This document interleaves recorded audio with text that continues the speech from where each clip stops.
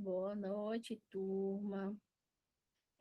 Vamos iniciar nossa aula lá sobre técnicas básicas de enfermagem. Hoje a gente vai falar sobre dois conteúdozinhos nessa aula, algo bem simples. Na verdade, a gente vai rever uma parte da última aula que a gente fez sobre punção venosa, de como é que funciona. Vou mostrar para vocês em um vídeo e vamos explicar e vamos falar sobre um pouco sobre essa relação que tem aí diretamente da enfermagem com a diabetes mellitus, com os pacientes que são portadores de diabetes, tá? Primeiro de tudo, a gente precisa lembrar dos nossos equipamentos de proteção individual. Ah, professora, o que tem a ver com o assunto?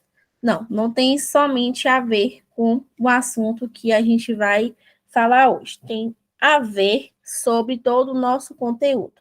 A enfermagem necessita portar os equipamentos de proteção individual. A gente precisa estar equipados com os nossos equipamentos sempre em qualquer atendimento que a gente for fazer, além da asepsia, cuidado com o álcool em gel, a lavagem das mãos, a retirada de adornos, pinces, brincos, alianças, anéis, pulseiras, correntes, enfim, tudo que for adorno, a gente necessita fazer a retirada. A gente tem uma equipe responsável, são as enfermeiras auditoras, que fazem o acompanhamento. Essa parte de auditoria é justamente essa parte de identificar as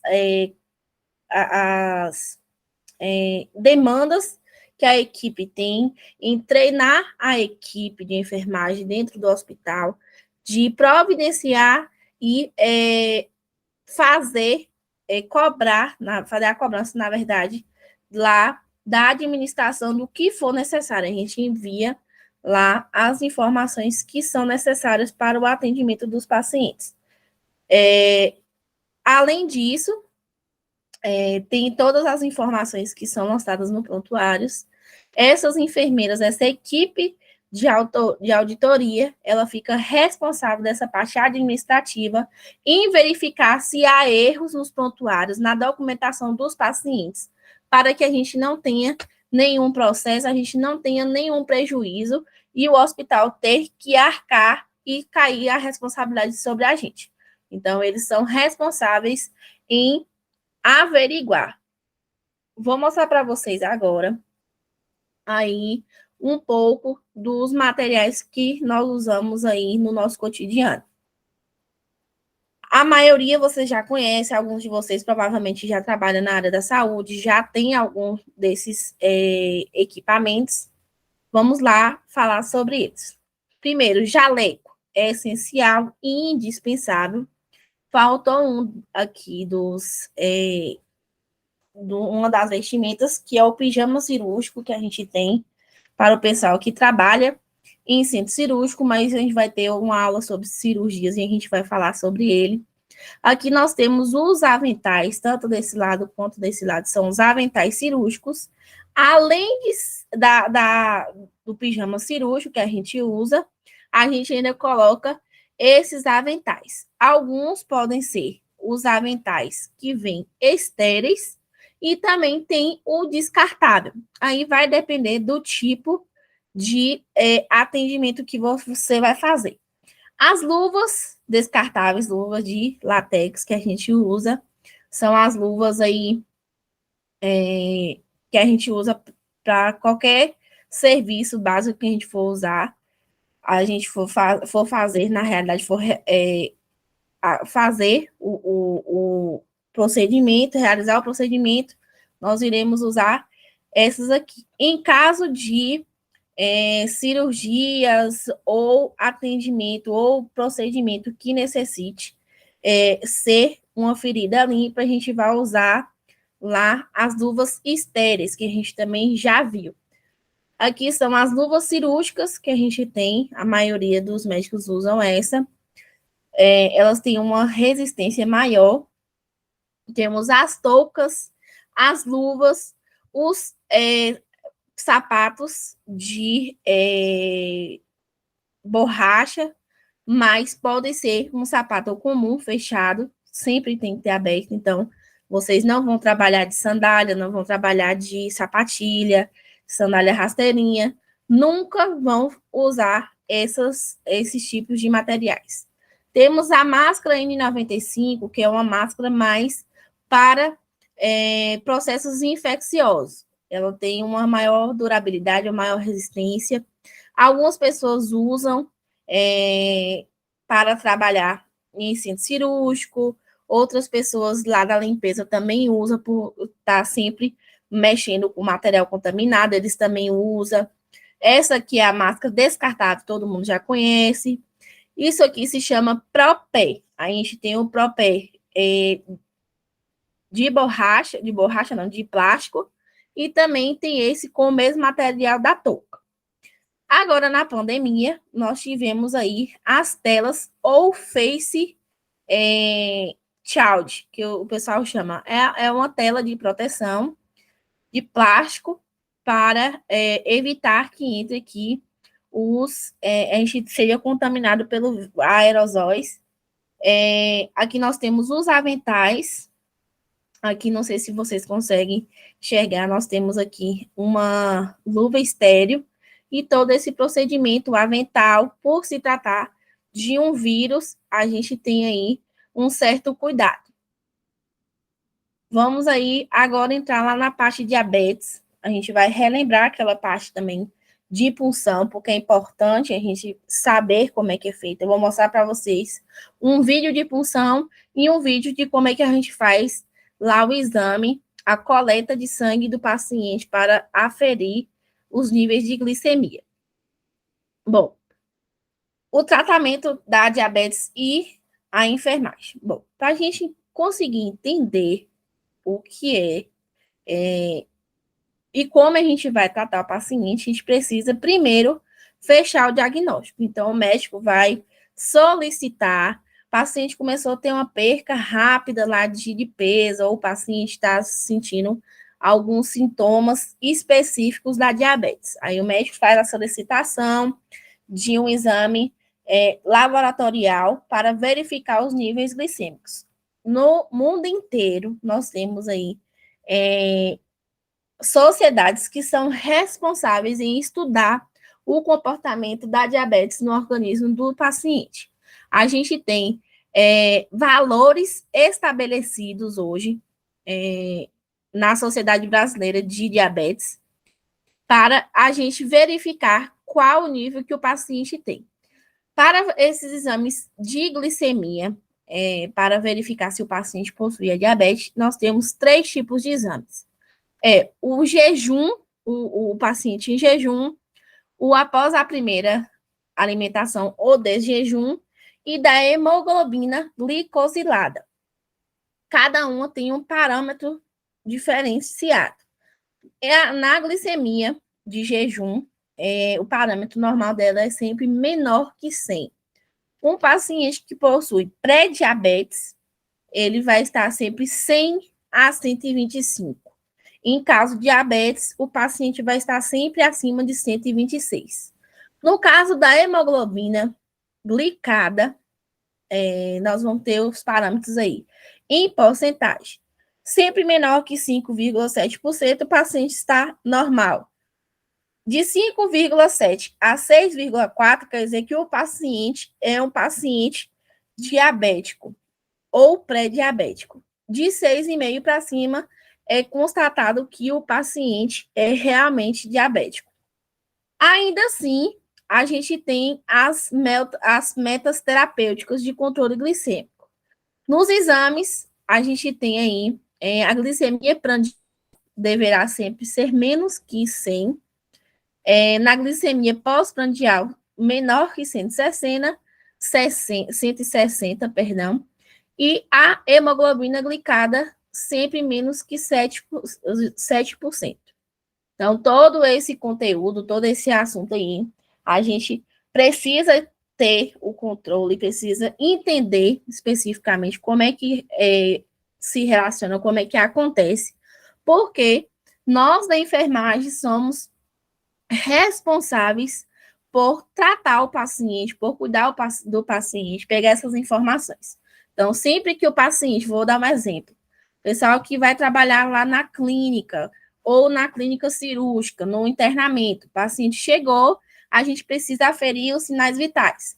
Então, além lá da gente aferir a pressão do paciente, ver a temperatura, ver se o paciente está tendo oxigenação suficiente, a gente também vai aferir a glicemia no caso de pacientes diabéticos. Sempre que o paciente chegou, a gente faz. No caso do pessoal que vai trabalhar em atenção primária, aí chega um paciente com queixa, você vai perguntar, olha, o senhor é hipertenso, o senhor é diabético? Aí o paciente fala assim, não, mas eu tomo essa medicação, eu tomo metformina, então quer dizer que o paciente, ele é diabético. Ele não está tendo descontrole da diabético, mas ele faz o controle para diabetes. Metformina é um medicamento que a gente faz no uso com pacientes que possuem diabetes. Então, a gente precisa ter o conhecimento também das medicações, toda vez que o paciente chegar, a gente saber entender o caso do paciente.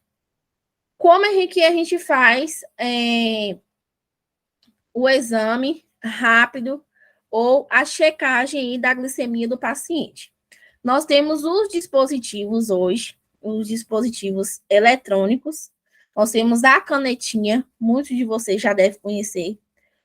Geralmente, o paciente que é diabético, ele possui em casa já esses materiais, por conta mesmo, até pela facilidade, para que eles mesmos tenham aí o controle, eles consigam fazer a aferição da glicemia.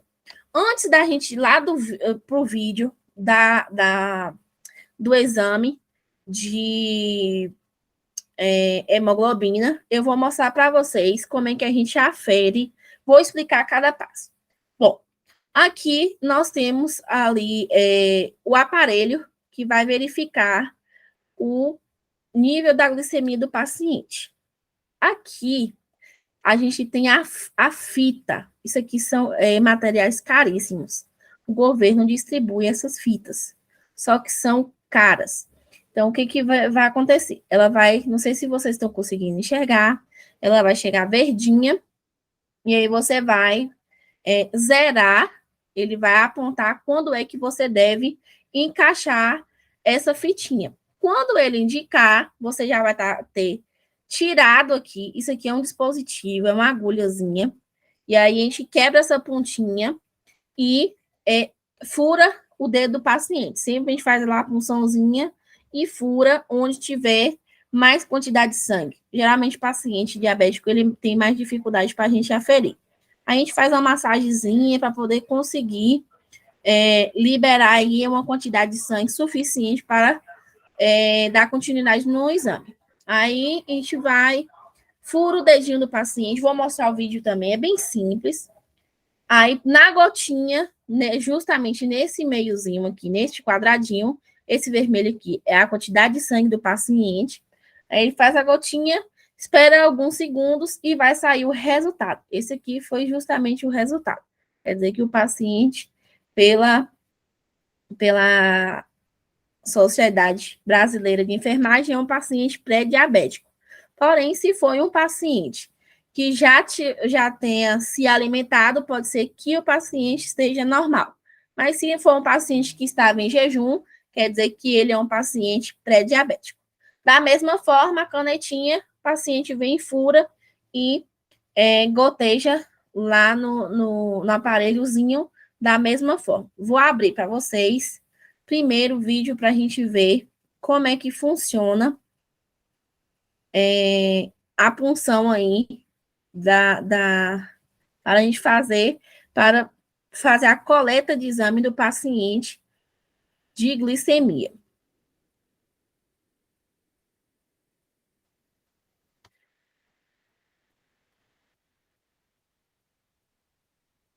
Punção com scalp.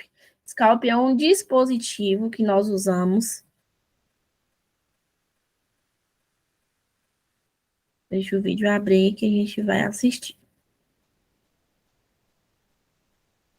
A gente teve lá as agulhas comuns e tem o scalp. Alguns pacientes, por ter uma certa dificuldade para achar a veia, nós usamos o scalp.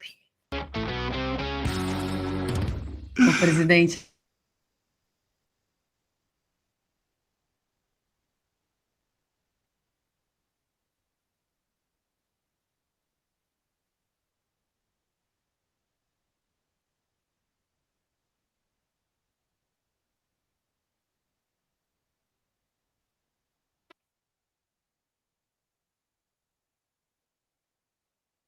Esse materialzinho aqui. Aproximar mais aqui, tá aqui. Esse é o catéter agulhado, mais conhecido como scalp. Como vocês podem observar, esse aqui se apresenta na cor azul. Cada catéter agulhado tem uma numeração que corresponde ao seu calibre. Vou deixar aqui no cantinho para vocês todos os catéteres agulhados com suas respectivas cores e suas numerações. Lembrando que, quanto maior a numeração,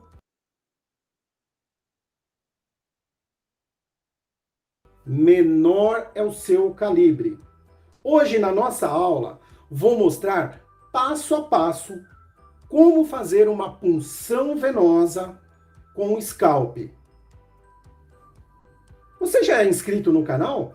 Que tal aproveitar agora, se inscrever, ativar o sininho para receber as notificações? Já valeu? Um like, hein? Também deixem seus comentários com sugestões de novos conteúdos. Vamos ao vídeo? Vamos agora ao procedimento de punção venosa utilizando o catéter agulhado, mais conhecido como scalp. Então, já tenho todo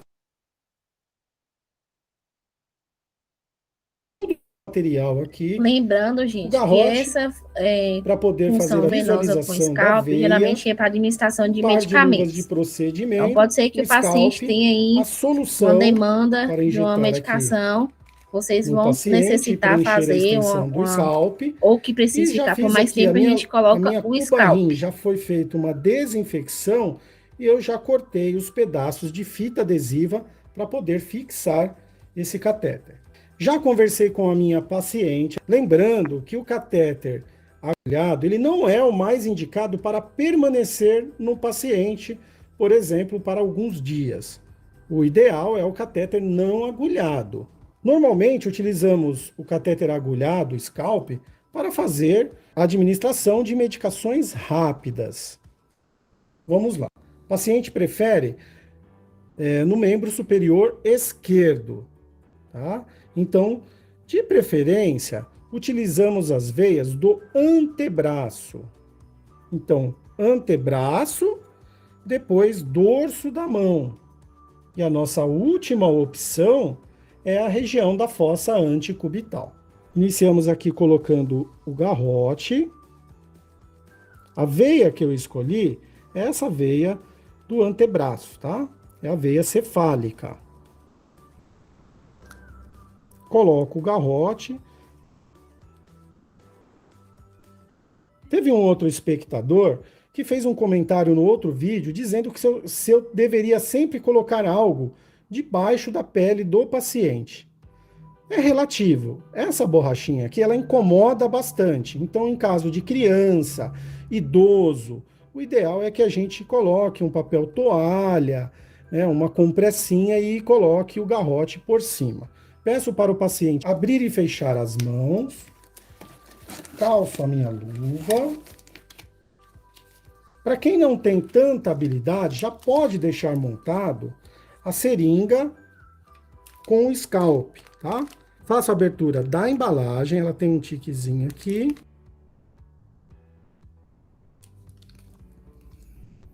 Vem com uma capinha de proteção.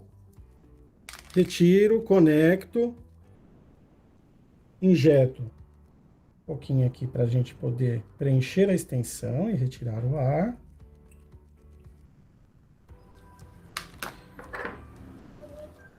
Vamos fazer a antisepsia da pele. Pode deixar a mão já fechada, fecha bem firme. Estendo aqui a pele para poder visualizar a veia. Palpo. Faça a palpação da veia e inicio a antisepsia da pele. Que pode ser feita, essa antisepsia da pele, ela pode ser feita de baixo para cima ou não precisamos fazer das duas formas. Ou circular de dentro para fora. Pronto. Agora eu não posso mais tocar na região em que eu vou fazer a punção. O scalp tem uma parte mais áspera, tá? É essa parte que eu vou dobrar e exatamente o bisel vai ficar virado para cima. Estico a pele e vou fazer a punção na direção da veia. Uma picadinha, viu, senhora? Introduzo a agulha num ângulo de 15 graus. Observem, quando eu fizer a punção, que eu pegar a veia, o sangue já começa a refluir. E aí eu introduzo a agulha mais um pouco, o sangue já está refluindo. A Vamos gente observa que mesmo soltar o no vídeo a gente garrote consegue verificar que a veia dessa paciente é e uma eu veia pego muito boa uma para se fita pegar. e prendo o scalp aqui. Pode abrir a mão, senhora. Fiz a punção, Lembrando coloquei a fita que para não... é um dispositivo com agulha, então não permanece por muito tempo lá na pele do paciente para não machucar. escapar. Aspiro mais um pouco, então isso mostra que está na veia e dá segurança para a gente poder injetar a solução. E aí a gente lentamente injeta a solução. É importante observar se faz edema nessa região onde está a ponta da agulha. Então, quando não faz edema, sinal que está na veia. Está doendo? Não. Então a gente pergunta para o paciente também. É muito importante o paciente sinalizar caso tenha dor.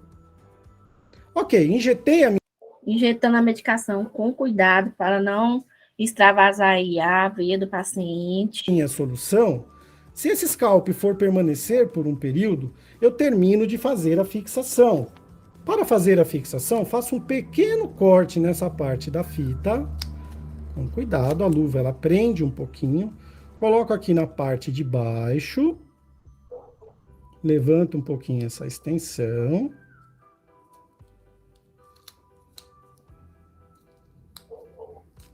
Encaixei.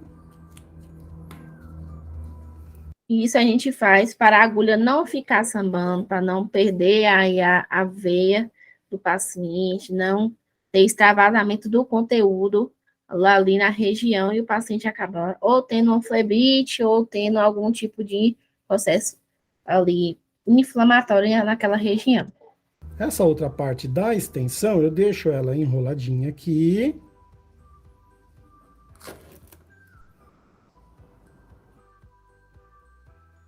Vamos retirar a seringa.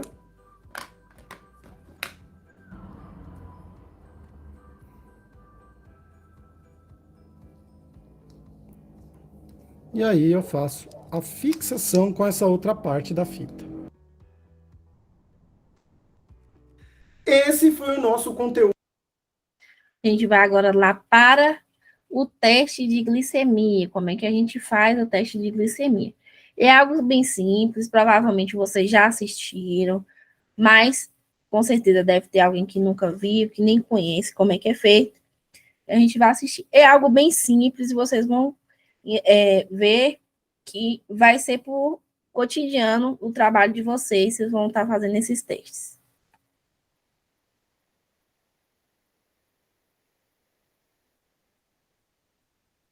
Lembra da canetinha? Ele fez com a canetinha um furo. Porém, a canetinha ela fica preservada em um paciente só. A gente não pode usar em dois pacientes diferentes. É um dispositivo aí individual.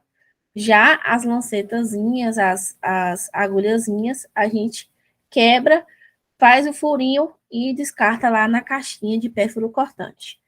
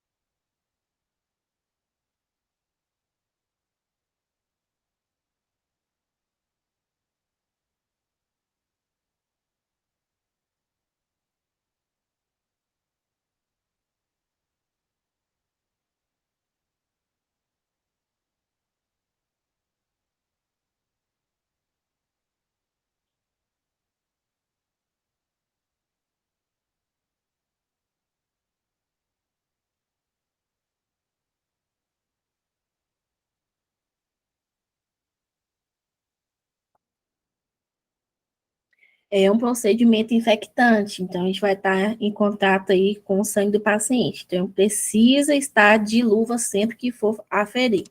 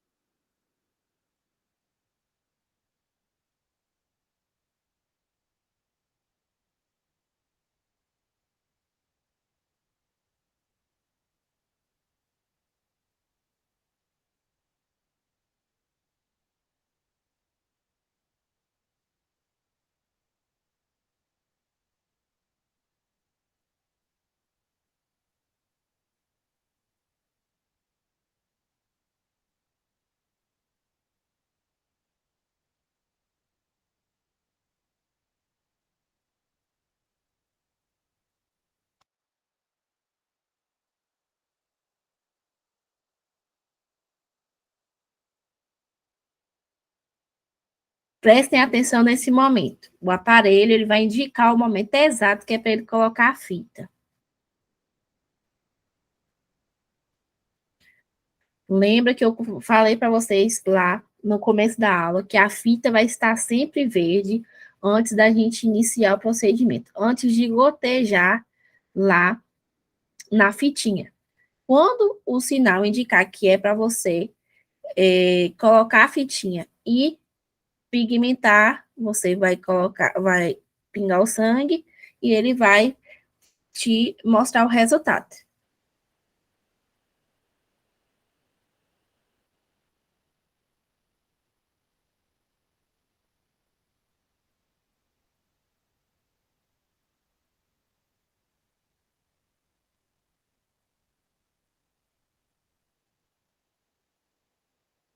Aqui, gente, pode ser que demore. Eu particularmente gosto de fazer assim. Faço a asepsia do local, do dedo que eu quero fazer o furo. E aí eu começo os procedimentos. Eu já encaixo a fitinha no local. Quando eu fiz o furo e eu senti que começou a sair o sangue, eu vou e pingo lá. Por quê, professora? Porque assim, se a gente demora, a gente perde a fita. E a fita é muito cara. Então, tem uma certa burocracia aí no SUS para a gente fazer a retirada dessas fitas. Então, se a gente perde, já é um valor muito alto que a gente está tendo aí, dando um prejuízo. Então, eu faço a asepsia, faço o furo e depois eu encaixo lá a fita já para adiantar e eu não correr o risco de perder a fita.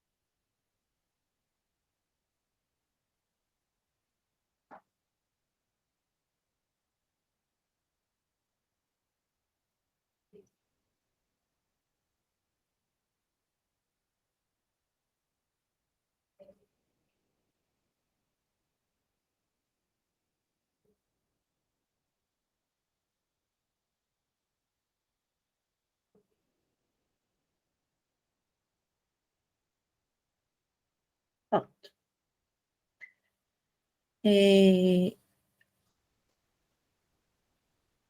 Gente, eu não passei o vídeo.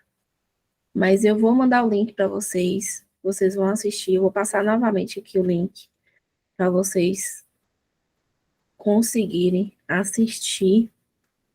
Aí a imagem falhou, não passou. Mas a gente vai assistir. É um vídeo rápido. Não tem problema.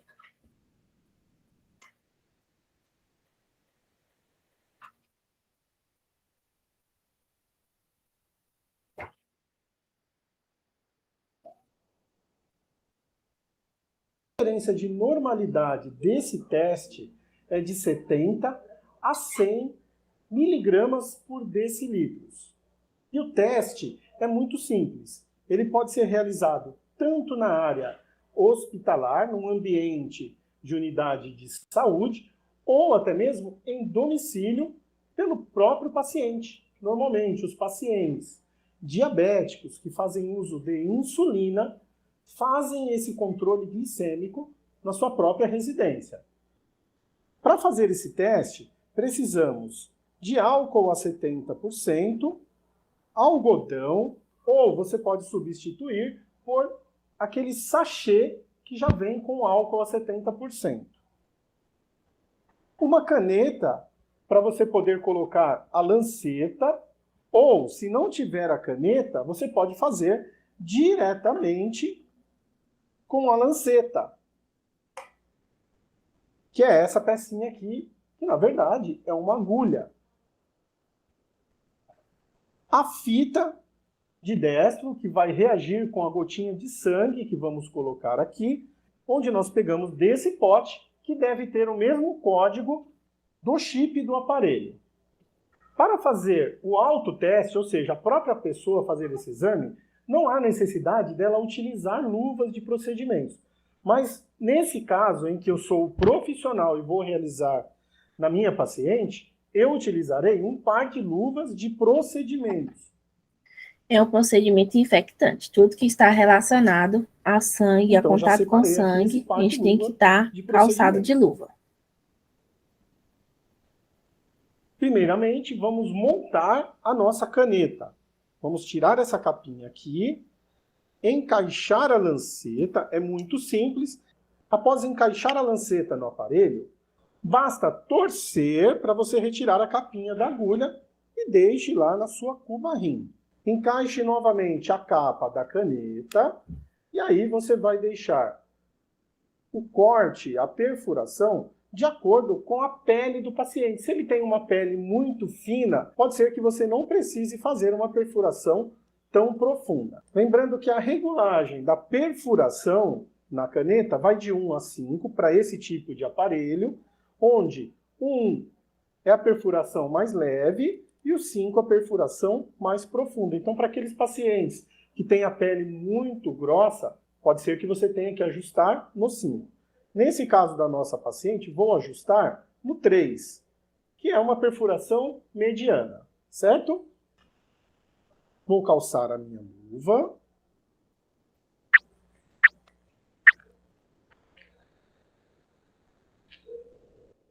Já com a lanceta preparada, agora vamos preparar o aparelho. Basta colocar a fita no local indicado, observe que tem uma setinha. Com essa setinha para cima, vamos empurrar até o aparelho pedir a gota. Repare que já está pedindo a gota. Agora é o momento de fazer a antisepsia da pele do paciente. Coloque apenas um pouco de álcool e perfure a lateral do dedo do paciente. É importante que o algodão não esteja encharcado. Pego a lanceta, posiciono a caneta na lateral do dedo do paciente e aperto o botão do fundo da caneta. Após isso, basta captar a gota de sangue. Lembra que eu falei para vocês sobre a questão do momento aí da fita mostrar quando a gente deve pingar. Que eu falei anteriormente para vocês, só que o vídeo não tinha aparecido. Eu gosto de fazer a asepsia lá do dedo do paciente que eu escolhi e já fazer o furo e automaticamente, após isso, indicar lá, encaixar a fita, para a gente não perder tempo. Por quê? A fita é cara, como eu já falei para vocês. Então, pode correr o risco de a gente perca aí a fita se demore muito. Então, para que a gente não tenha aí um contratempo, caso o paciente não consiga fazer o sangue, não consiga pingar o sangue, não fique aí esperando por muito tempo e a gente perca essa fita. Então, a gente já faz logo o furo e inicia o procedimento. No local indicado da fita. Coloque o algodão no dedo do paciente e espere a contagem com o resultado. Nesse caso, 93. Lembram que a referência, como passei para vocês, é de 70 a 100. Então, o destro da nossa paciente está normal. Após a verificação do destro, basta manter o algodão pressionado e assim que parar de sangrar, pode desprezar o algodão. Em relação ao resultado obtido no destro do paciente, você deve anotar no prontuário do paciente. Caso esse valor esteja alterado, você deve observar na tabela de prescrição médica se há necessidade de suplementar com insulina ou, se o paciente estiver apresentando um valor abaixo de 70, deve-se realizar glicose endovenosa conforme prescrição médica. Se isso ocorrer em domicílio, é importante procurar o serviço médico. A lâmina utilizada para realizar o exame deve ser descartada em um lixo pérfuro cortante, que é um recipiente específico. Pronto, pessoal. A gente conseguiu ver algumas técnicas básicas. Acredito que muitos de vocês já tenham assistido aí, eu já tenho feito esse exame, com certeza. Alguns podem ter aí pacientes diabetes em casa, então é uma rotina.